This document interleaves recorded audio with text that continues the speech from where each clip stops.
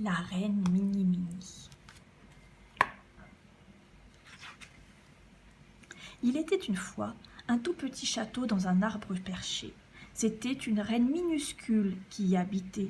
Elle était toute petite, à peine plus haute qu'une pomme. Elle s'appelait Mini-Mini et son château portait le joli nom de château Rikiki.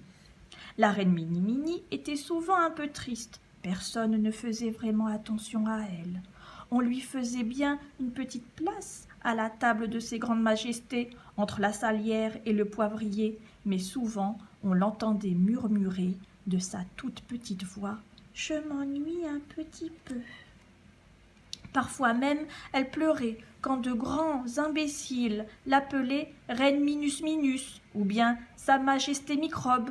« Le monde des géants n'est pas fait pour moi », se plaignait-elle à ses amis animaux, car c'est dans le monde des lapins, des écureuils et des taupes que la reine Mini-Mini venait se réfugier. Elle avait appris à parler leur langage. Ils étaient ses amis. Un jour, la reine Gili-Gili vint jusqu'au château Rikiki informer la petite majesté d'une terrible nouvelle. « Cher ami, lui raconta-t-elle, tout essoufflée, il est arrivé une catastrophe au château de la reine Bobo. Une tour entière s'est écroulée sur notre pauvre amie, et l'on ne sait que faire pour la sauver. » La reine Mini-Mini décida de se rendre sur les lieux pour secourir de son mieux la pauvre reine Bobo.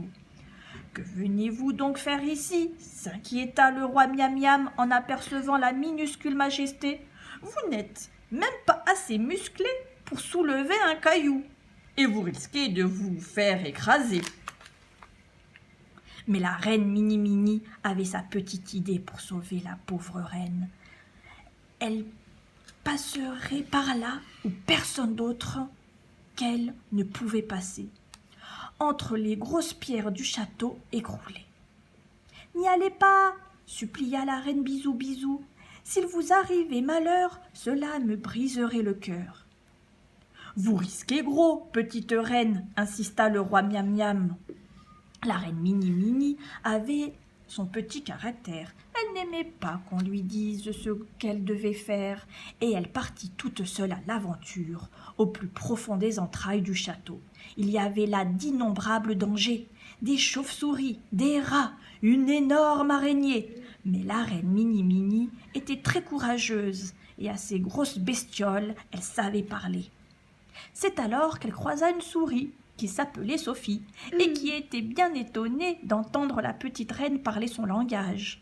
« Je cherche mon amie la reine Bobo, » lui expliqua-t-elle. « Eh bien, je sais où elle est, » lui répondit la souris. « Elle est bien mal au point, la pauvre. Je vais vous conduire jusqu'à elle. »« C'est moi, la reine Mini-Mini. Je viens vous aider, » s'écria la minuscule majesté en apercevant la reine ensevelie sous les décombres. « Vous voilà dans un bien piteux état. »« Comme vous êtes bonne, reine Mini-Mini, d'être venue me secourir, » pleurnicha la reine Bobo. « Je vais chercher mes amis pour vous aider à la sortir de là, » dit alors la souris Sophie à la reine Mini-Mini.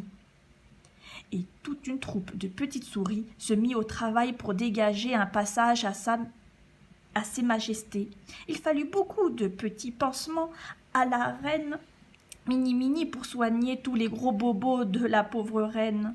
« Comme vous me soignez bien, » larmoyait-elle tout émue.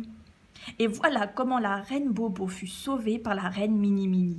Depuis ce jour-là, on commença à regarder autrement la minuscule majesté. Chacun voulait entendre ses aventures, ses exploits et surtout l'entendre parler le langage des petits animaux.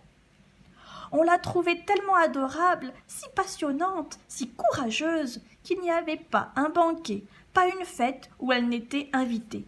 Partout on la voulait. Et bien vite, on parla de la reine Mini-Mini dans toutes les royautés comme une très grande reine.